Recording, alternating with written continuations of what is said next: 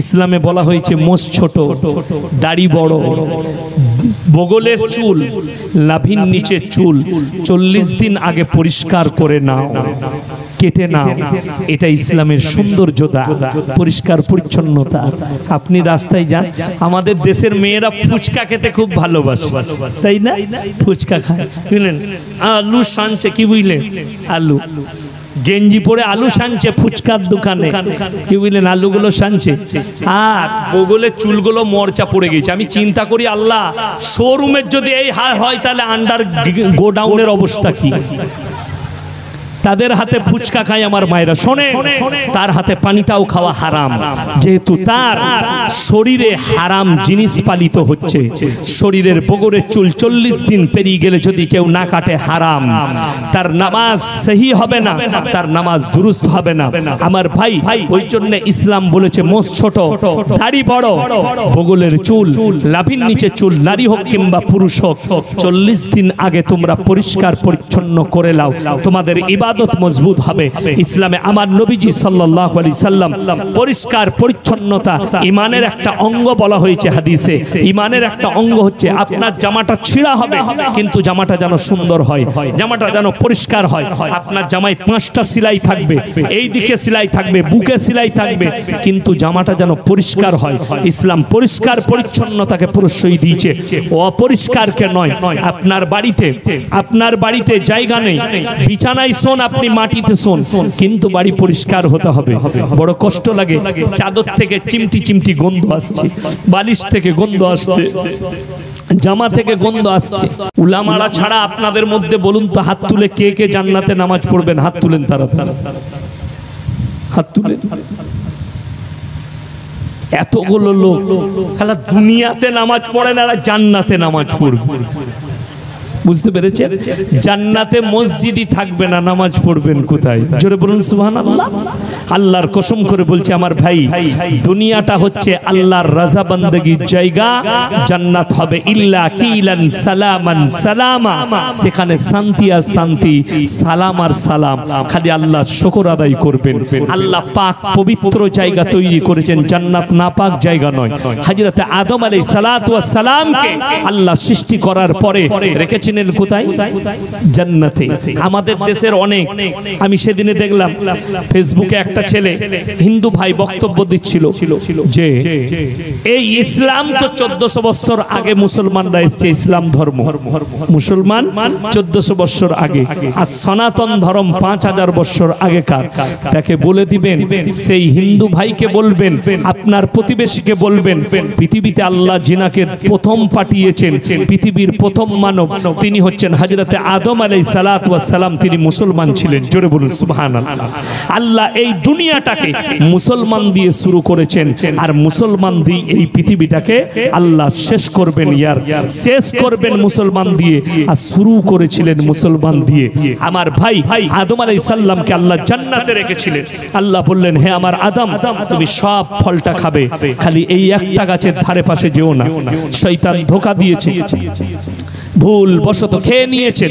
ফলটা খাওয়ার পরে আল্লাহকে বললেন, আল্লাহ মুঝে পাখানা লাগ গয়া, আল্লাহ আমাকে পায়খানা লেগেছে।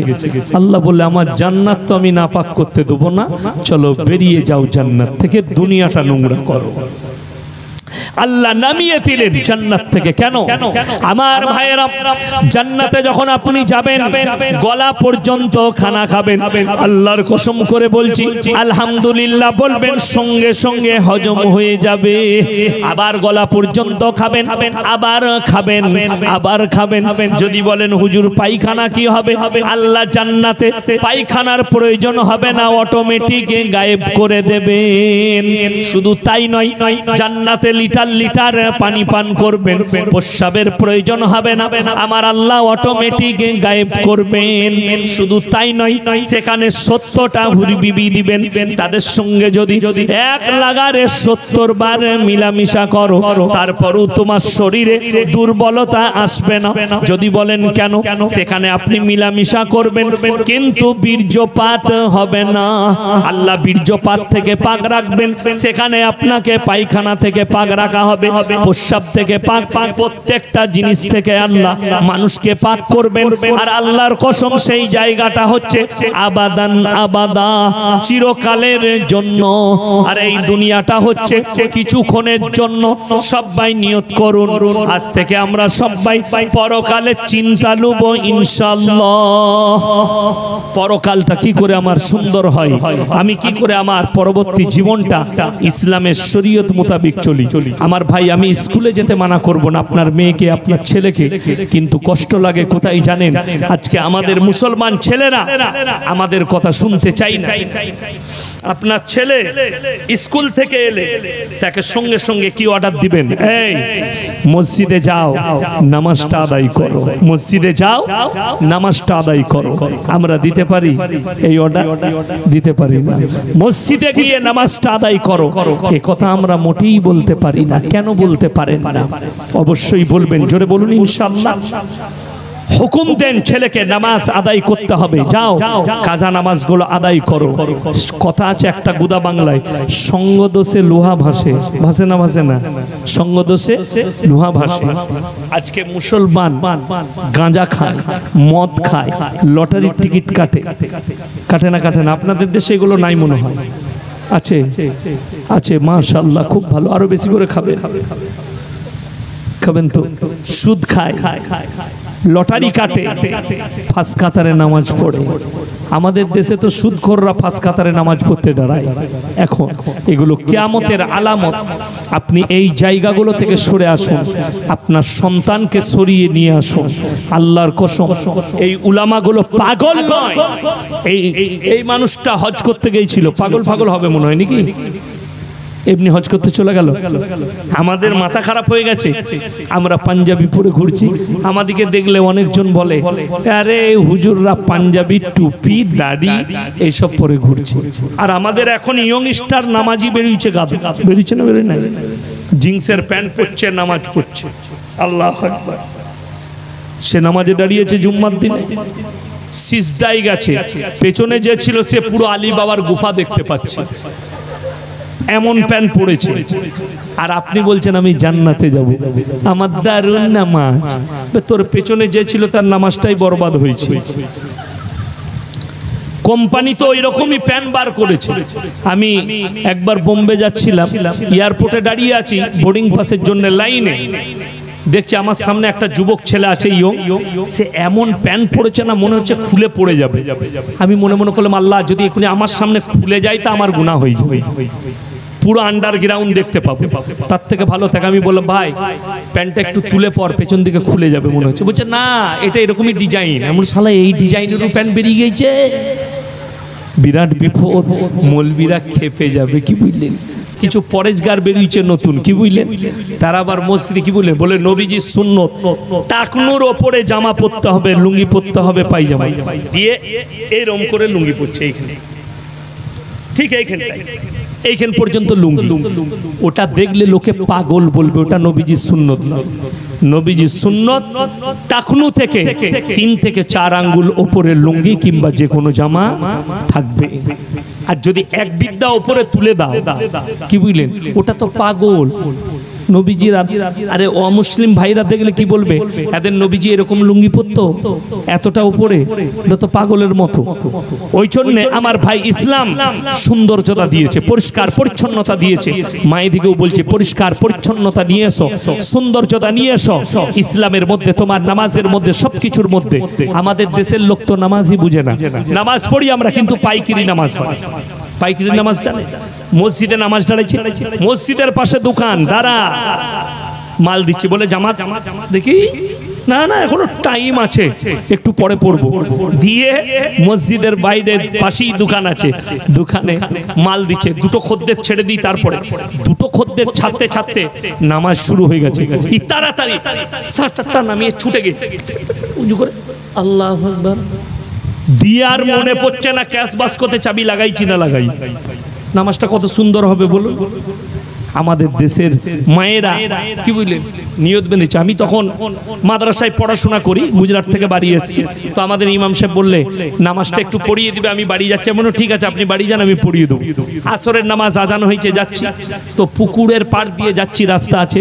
তো ওখানে একটা আমার দাদির বাড়ি আছে, আমি দাদি হয় সম্পর্কে, আমরা দেখা করি একবার, অনেকদিন পরে এসেছি।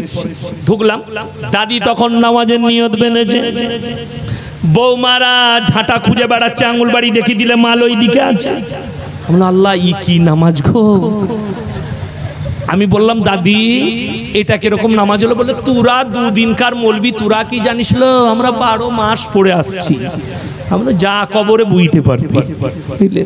নামাজের নিয়ত বেঁধেছে, আল্লাহু আকবার। একবারই রান্নাঘরের সামনে নিয়ত বেঁধেছে, আল্লাহু আকবার, আলহামদুলিল্লাহি রাব্বিল। বিড়াল ঢুকছিল। ফেরেশতারা আল্লাহকে বলে, আল্লাহ সূরা ফাতিহায় বিড়াল কি করে ঢুকলো? এই তো নামাজ। আমার ভাইরা, আমরা পাইকারি নামাজ পড়ি। রমজান মাসে আপনাদের তারাবি হয় না, খতম তারাবি? হ্যাঁ, হাফেজ সাহেবকে কি বলে?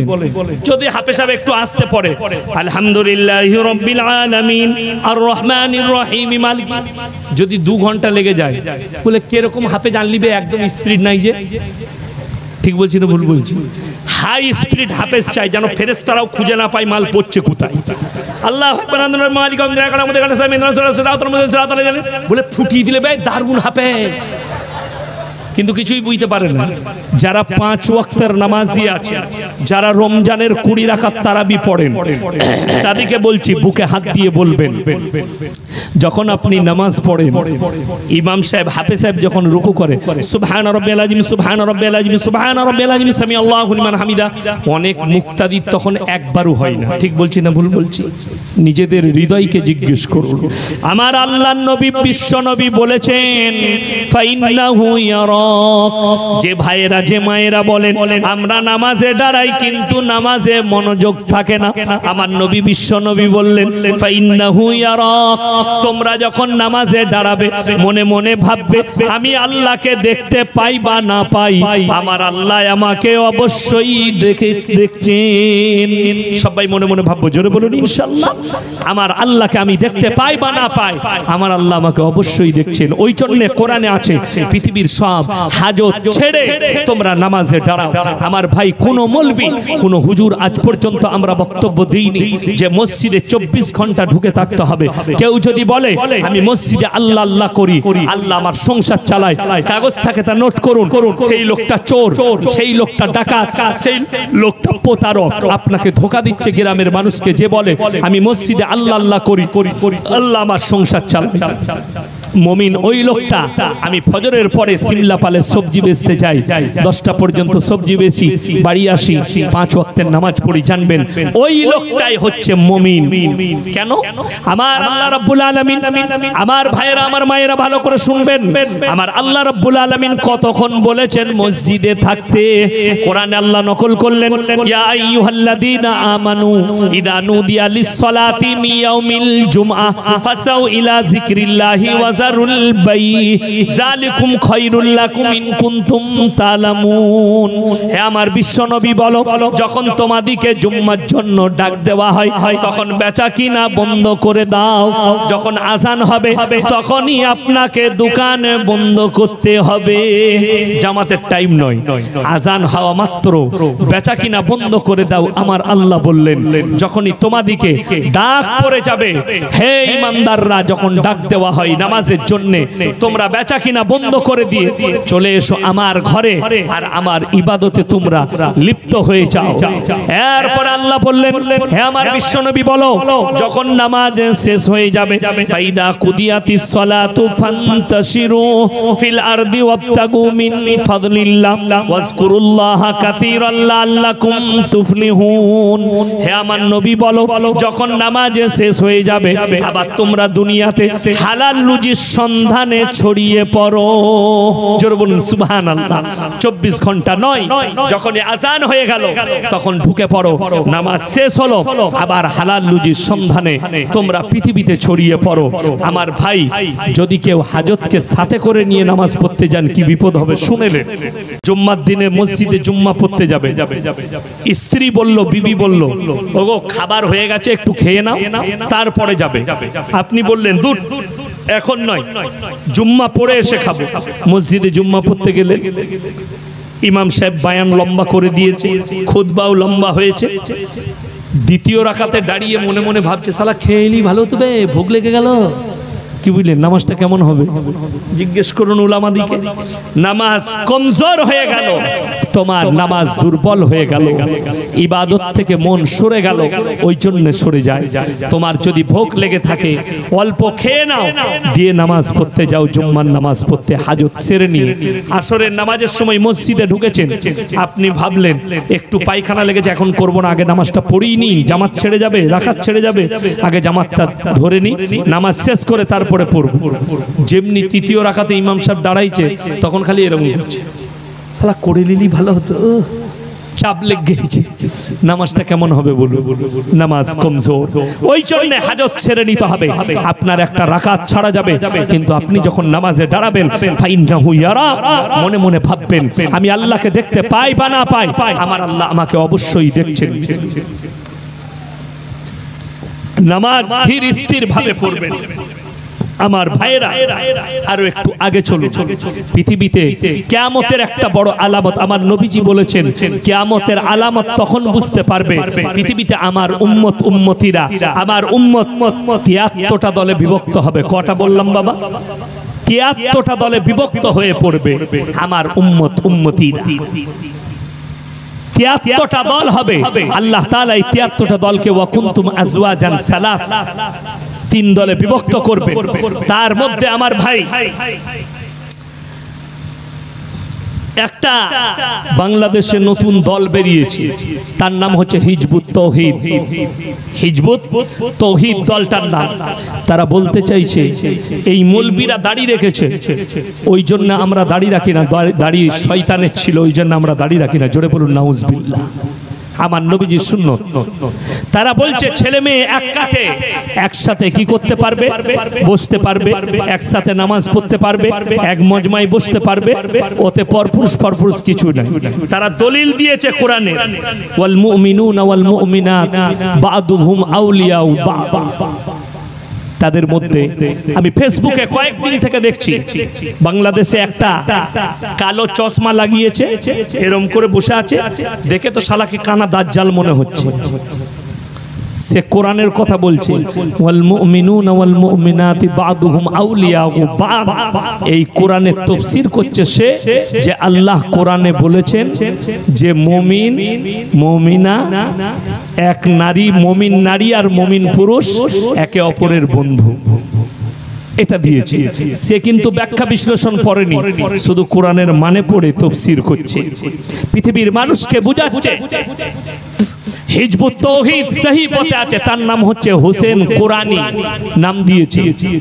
হারামখোরকে জুতো মারারও লোক নেই, সে সাফাই গাইছে হিজবুত তৌহিদের জন্য যে ছেলে মেয়েরা এই জন্য এক কাছে থাকতে পাবে, যে এক কাছে থাকার কারণ হচ্ছে ছেলে মেয়ে আল্লাহ কোরআনে বলেছে একজন মুমিন পুরুষ আর মুমিন নারী একে অপরের বন্ধু। কোন দিক দিয়ে বন্ধু? কোন দিক দিয়ে বন্ধু শুনেলেন? মুমিন পুরুষ আর মুমিন স্ত্রী একে অপরের বন্ধুর মতন। এর ব্যাখ্যা বিশ্লেষণে গেলে যদি এটা তাফসীর করে, যদি একটা পর নারী পর পুরুষ, অপর জায়গায় আমার নবী বিশ্ব নবী বললেন ছেলে মেয়ে পর নারী পর পুরুষ এক কাছে মিলিত হলে সেখানে তৃতীয় নম্বর যে হাজিরি দেয় তার নাম হচ্ছে শয়তান। শয়তান হাজিরি দেবে আর ব্যভিচারে লিপ্ত করাবে। ওই জন্যই ওয়ালা তাকরাবু তাকরাবুজ জিনা ইন্নাহু কানা ফাহিশা ওয়া সাআ সাবিলা। নারী পুরুষ পর নারী আর পর পুরুষ কখনো এক কাছে হতে পারবে না। যদি এটাই হয়, শুনেলেন হযরতে ইউসুফ আলাইহিস সালামকে, ইউসুফ নবীকে মেয়েদের চক্রান্ত ইউসুফ নবী ফেসে গিয়েছিলেন, তাকে ফাঁসানো হয়েছিল। কে ফাঁসিয়েছিল? বাদশার বিবি জুলেখা ফাঁসিয়েছিল। যখন প্রেম দান করছে, তাকে ইশারা দিচ্ছে, প্রেমের ইশারা। আমাদের ছেলেরা দেখবেন মেয়েদিকে ইশারা করে, কোথায়? বাস স্ট্যান্ডে, বাজারে, মোবাইল নম্বরটা দিবি, ইশারা। ইউসুফ নবীকে বারবার জুলেখা ইশারা করছে, ইঙ্গিত দিচ্ছে, কিন্তু ইউসুফ নবী কোন রকমের রেসপন্স দেয়নি, কোনো ভ্রুক্ষেপ দেয়নি। জুলেখা যখন দেখলে আমার দিকে তার ধ্যান নেই, এত সৌন্দর্যতা আল্লাহ ইউসুফ নবীকে দান করেছিলেন, অর্ধেকটা সৌন্দর্যতা আল্লাহ ইউসুফ নবীকে দান করেছেন, আর অর্ধেক গুনাহ দুনিয়াতে বেঁটে দিয়েছিলেন। জুলেখা বললে, আমার গোলাম ইউসুফকে ডেকে দাও আমার কামরার মধ্যে। আর দরজা লক করা হয়েছে, দরজা বন্ধ। ইউসুফের সামনে নিজের শরীরকে খুলে দিয়ে, কাপড় খুলে দিয়ে জুলেখা বলতে লাগলেন, ওয়াকালাত হাইতালাক, আমার দিকে অগ্রসর হও আর আমাকে টিপে ধরো আর মনের বাসনা কামনা পূরণ করো। ইউসুফ নবী কেঁদেছেন আর বলেছেন, ক্বালা মাযাল্লাহ ইন্নাহু রাব্বি আহসানা মাসওয়াই ইন্নাহু লা ইউফলিহুজ জালিমিন। আমার আল্লাহ আমাকে কুয়ো থেকে তুলে বাদশার ঘরেতে লালিত পালিত করেছে, আমি কেমন করে জুলুম করতে পারি? ওগো আল্লাহ, বাদকার নারীর হাত থেকে হেফাজত করুন। আমার আল্লাহ বললে, ছুটতে শুরু করো। ছুটতে শুরু করেছেন। আল্লাহ দরজায় তালা লাগানো, হাত লাগাও। যেমনি হাত লাগিয়েছেন দরজা খুলে গেছে, বলুন সুবহানাল্লাহ। যেমনি দরজা খুলেছেন, সামনেই বিপদ, স্বামী হাজির বাদশা, মধ্যখানে ইউসুফ নবী, আর পেছনেতে বেবস্ত্র অবস্থায় বাদশার বিবি জুলেখা। তিনজন স্টপ হয়ে গেছে পরপর লাইন। যেমনি স্বামীকে দেখেছে তখনই বলছে, দেখো তোমার গোলাম তোমার বিবির সঙ্গে কি খারাপ কাজ করছিল। ইউসুফ নবী বললেন, বাদশা বিশ্বাস করুন, আমার আল্লাহ সাক্ষী আছে, আমি কাজ করতে পারি না। ইউসুফ নবী কাঁদতে লাগলেন, ওগো আল্লাহ, আমি কেমন করে নিজেকে নির্দোষ প্রমাণিত করব? আল্লাহ বললে, চিন্তা করো না, যে বাচ্চা ছেলেটা শুয়ে আছে তার দিকে ইশারা করে দাও। ওগো আল্লাহ, বাচ্চা ছেলে কেমন করে কথা বলবে? আল্লাহ বললেন, কোন? আমি যদি বলি হয়ে যা, সঙ্গে সঙ্গে হয়ে যাবে। ইউসুফ নবী বললেন, ওগো বাদশা শুনে নাও, আমি অপরাধী কি অপরাধী নই, এই বাচ্চাটা সাক্ষী দেবে। তখন বাচ্চার জবানকে আল্লাহ খুলে দিয়েছেন। সেই বাচ্চা ছেলে বলছে, হে বাদশা, আপনি পরীক্ষা করুন, যদি ইউসুফ নবীর জামাটা সামনের দিকে ফাটা হয় ইউসুফ অপরাধী হবে, আর জামার পেছন দিক ফাটা হলে জুলেখা অপরাধী হবে। বাদশা যখন পরীক্ষা করলেন, দেখলেন ইউসুফ নবীর জামার পেছন দিকটা ফাটা আছে, তার মানে ইউসুফ নির্দোষ প্রমাণ হলো। কিন্তু বাদশা সম্মান বাঁচানোর জন্য কয়েদে দাখিল করেছে। এরপর সেই নেমো খারাম হিজবুত তৌহিদ বাংলাদেশের একটা দল, তারা বলছে নারী পুরুষ এক কাছে থাকতে পাবে। আরো একটু আগে চলুন, যুদ্ধের ময়দানে, রোমের যুদ্ধে একজন বড় মুসলিমদের যোদ্ধা হাবিব ইবনে উমর, তার সঙ্গে তারা বন্দী হয়ে গেল পরাজিত হয়ে। তার হাতে? বেঈমান কাফেরদের হাতে। তার সঙ্গে তার 8 জন সৈন্য আছে, তাদেরকেও বন্দী করেছে।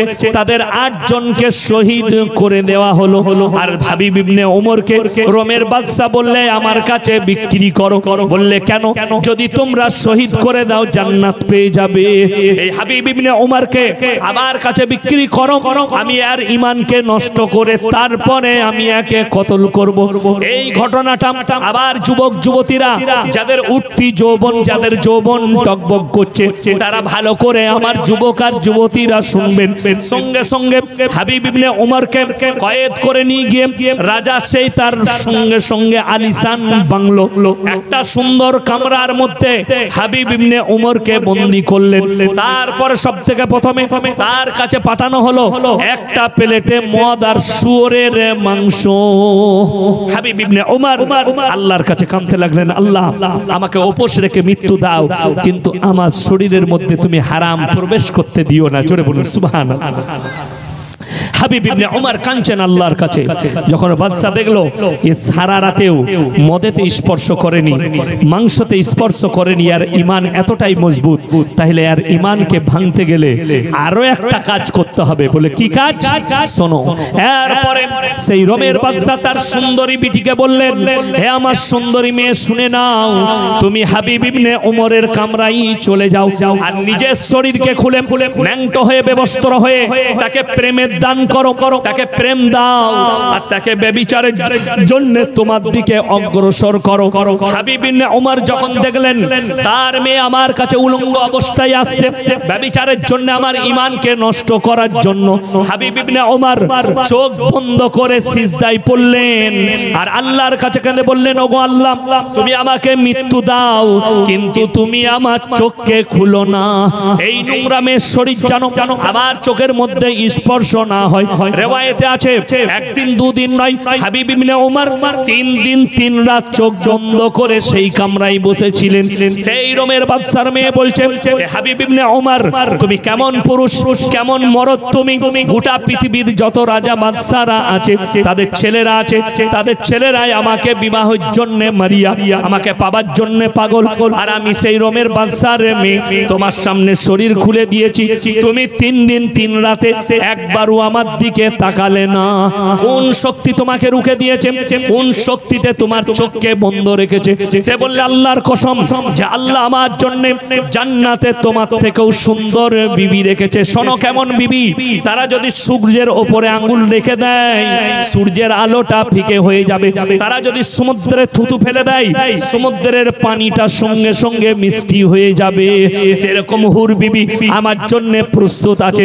তাই আমি হাবিব ইবনে উমর, আমার আল্লাহ আমার চোখকে বন্ধ রেখেছেন, আমার আল্লাহ আমার ঈমানকে মজবুত করেছেন। সেই হাবিব ইবনে উমরের এই ঈমানের মজবুতি দেখে সেই রোমের বাদশা সঙ্গে সঙ্গে কালমা পড়ে মুসলমান হয়েছে। জোরে বলুন সুবহানাল্লাহ। তার ঈমানের মজবুতি দেখে আর এই নেমখারাম দল বাংলাদেশে বেরিয়েছে, তারা বলছে নারী পুরুষ এক কাছে একসঙ্গে থাকতে পাবে। মুসলমান ইউটিউবে জলসা শুনেন, ফেসবুক ঘাটেন, এদের খপ্পরে পড়বেন না। এমন এমন কথা বলে পয়জন দিয়ে আপনার ঈমানকে নষ্ট করবে, ধ্বংস করবে। ওই সমস্ত শয়তানদের চক্রান্তে পড়বে না। যারা বলছে নারী পুরুষ পাশাপাশি নামাজ পড়তে পাবে, নিশ্চয়ই জানবেন যারা জিনাতে লিপ্ত, ব্যভিচারে লিপ্ত, তারা অন্যায়ে লিপ্ত, তারা দিন থেকে বঞ্চিত আছে, তারা ধর্ম থেকে বঞ্চিত আছে।